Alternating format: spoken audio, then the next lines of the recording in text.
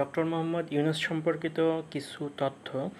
Doctor Mohammad Yunus এটা হচ্ছে ৭৯তম ভাষণ দেন, ৭৯তম অধিবেশনে জাতিসংঘে ভাষণ দেন। আর গ্রামীণ ব্যাংক যেই প্রকল্প রয়েছে বা গ্রামীণ ব্যাংকের প্রকল্প সর্বপ্রথম ১৯৭৬ সালে শুরু হয় এবং ১৯৮৩ সালে গ্রামীণ ব্যাংক প্রতিষ্ঠিত হয়। আর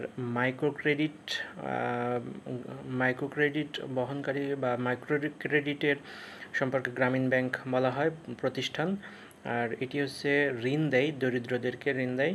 ২০০৬ সালে শান্তিতে নোবেল পুরস্কার পান এবং দক্ষিণ এশিয়াতে দ্বিতীয় অবস্থানে থাকে।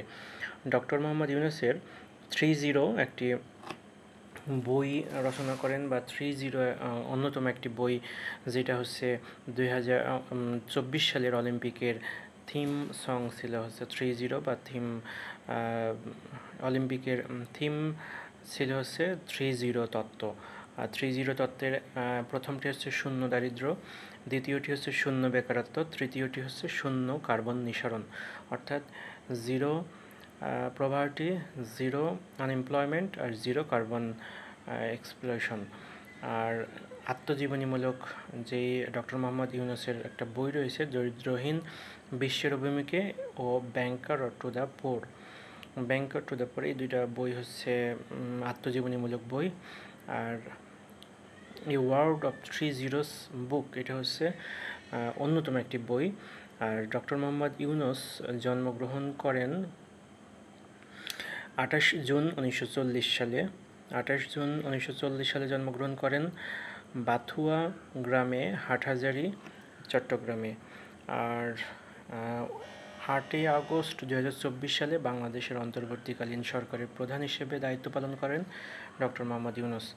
তো ডক্টর মোহাম্মদ ইউনূস এশিয়াতে দ্বিতীয় নোবেল বিজয়ী মানুষ এবং ধারণা করা হচ্ছে তার ৩-০'র যেই বুকটি রয়েছে সেই বুকটি বা সেই বইটি প্রচলন হইলে বা সেই বইয়ের মাধ্যমে তিনি আরও একটি নোবেল হয়তো বা আগামীতে পেতেও পারেন। আর ডক্টর মোহাম্মদ ইউনূস এবং তার গ্রামীণ ব্যাংক এই দুইটা মিলে যৌথভাবে শান্তিতে ২০০৬ সালে নোবেল পুরস্কার পান। আর বর্তমান সময়ে তিনি বাংলাদেশের অন্তর্বর্তীকালীন সরকারের প্রধান উপদেষ্টা হিসেবে দায়িত্ব পালন করেন এবং এই দায়িত্ব পালন তিনি ২০২৪ সালের ৮ আগস্ট শুরু করেছিলেন। ২০২৪ সালের ৬ আগস্ট বাংলাদেশের প্রেসিডেন্ট সংসদ ভেঙে দেন এবং তারপর থেকে তিনি দায়িত্ব পালন করেন।